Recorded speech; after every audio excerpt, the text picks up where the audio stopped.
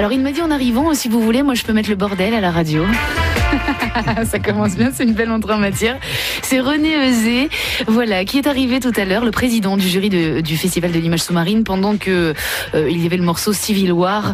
Alors voilà, il a mis le casque, il s'est dit oulala, mais c'est très rock'n'roll et tout, et donc je lui ai dit mais après avec vous ce sera plus calme. Il m'a dit mais non, mais on peut faire encore plus de bruit. Ça va, monsieur Euzet? Ça va très bien, merci. Merci beaucoup d'être là, d'avoir accepté notre invitation. Vous êtes accompagné du co-organisateur, c'est ça Gilles? Oui. Voilà, vous êtes le co-organisateur. Sous-marine avec Bernard Andréani. Ah, vous êtes à l'échelle mondiale, vous? Ah oui. René est à l'échelon international. Nous, Bernard et moi, on n'est que mondial. Non, c'est l'inverse. C'est l'inverse? Oui. Oh. J'adore. En tout cas, quoi qu'il en soit, vous êtes des hommes poissons, un petit peu, hein, c'est ça? René. Oui, on est un petit peu surtout des passionnés de la mer, des amoureux de la mer. Et puis, à travers nos caméras sous-marines et nos reportages, on aime bien faire partager à tout le public les richesses qu'on a dans les fonds, dans tous les océans.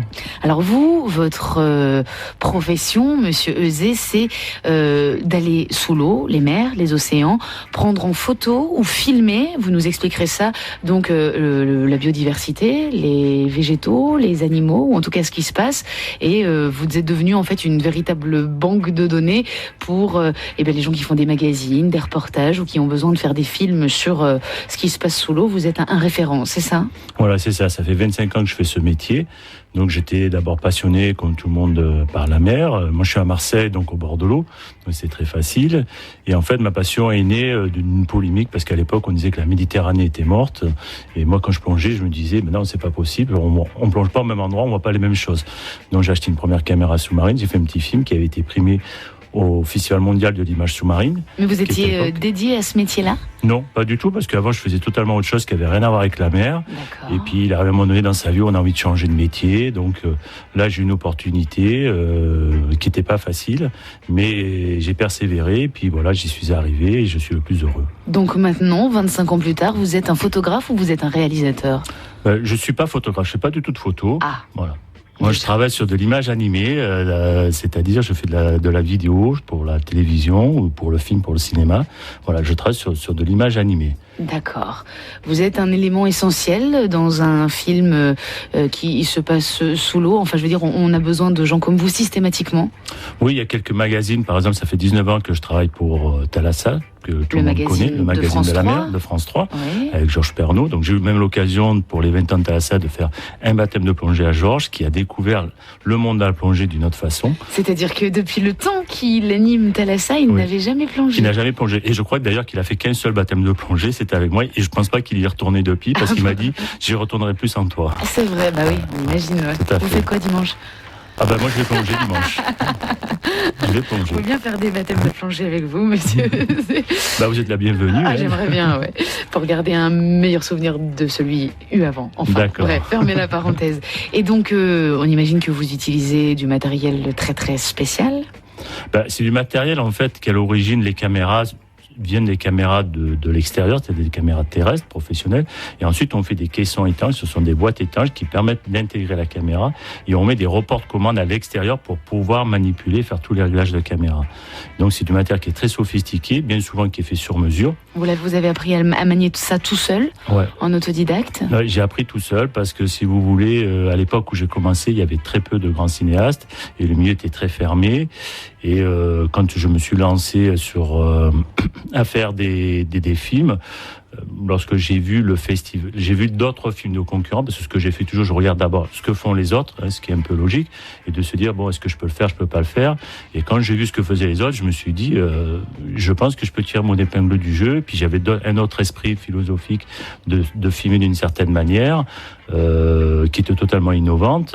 Des fois des choses qui marchaient, des choses qui marchaient pas. Donc j'ai fait mes tests par moi-même, et c'est comme ça que j'ai acquis par avoir mes galons, quoi. D'accord. Comment d'un monsieur René Euzet qui tente son premier film à la carrière qu'on vous connaît maintenant, qu'est-ce qui s'est passé? Il y a eu des rencontres phares dans votre vie professionnelle? Il y a eu des films ou des réalisations phares qui vous ont permis de rayonner? Comment ça s'est passé? Moi j'ai eu la chance de commencer avec l'époque du film du Grand Bleu. Donc c'était un engouement déjà pour la mer, on commençait déjà à prendre conscience de la mer. Donc, et puis il y avait aussi le deuxième problème qu'on parlait, c'était de l'environnement, de la pollution. Et là, je me suis dit, on peut sortir quelque chose. Et puis, Georges Pernaut et Thalassa faisaient une émission. Ushuaïa commençait un tout petit peu derrière. On commençait un petit peu à s'intéresser au monde sous-marin parce que je pense que avant on n'avait qu'une référence, c'était les films du commandant Cousteau. Et je me suis dit, on peut faire des choses différentes. On peut pas l'égaler parce qu'on ne pourra jamais égaler ce qu'il a fait. Il a fait des œuvres remarquables, mais on peut faire des choses différentes. Voilà. Et ça a été un petit peu mon combat, me disant il faut que je fasse des choses différentes.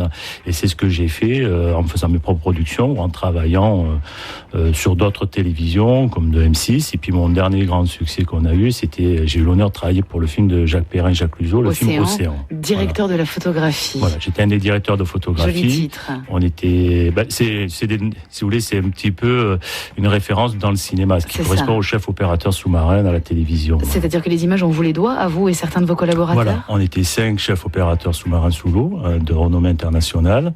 Wow. Et on est parti pendant 4 ans à travers les océans. On a fait 50 lieux de tournage et on s'est réparti les charges de travail.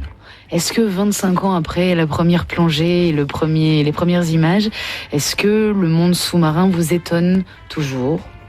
Ben, non seulement il m'étonne, mais j'apprends toujours. C'est l'avantage de ce métier, c'est comme l'océan, c'est un puits sans fond. On apprend tout le temps.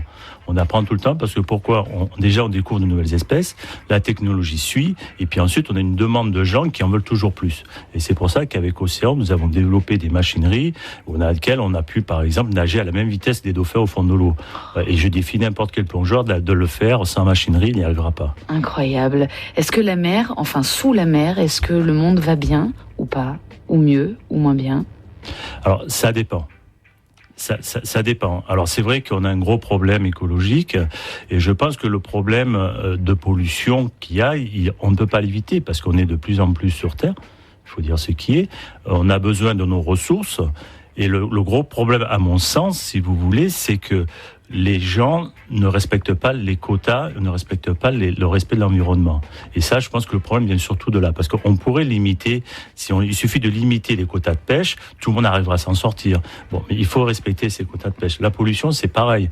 Il faut vraiment faire attention à ce que l'on jette et où on le jette. En matière de pêche, quels sont les littoraux marqués au point rouge ou au point noir même, pour le coup ? Nous, on en a un qui est rouge, c'est le thon rouge de Méditerranée, qui est surpêché.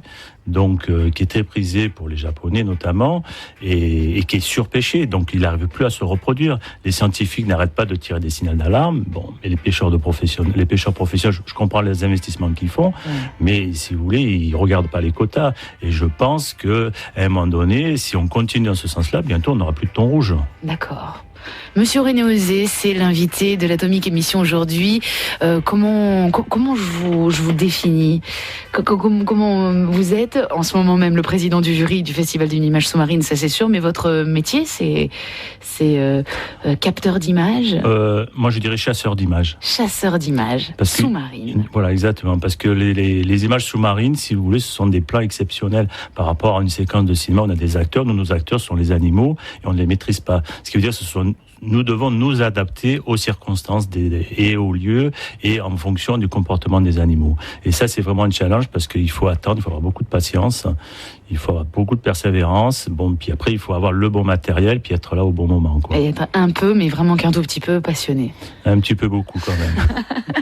La musique, est-ce qu'elle vous passionne ? Ah, tout à fait. Oui ? Tout à fait. Alors, comment on fait quand on est sous l'eau ? On peut pas ? Si.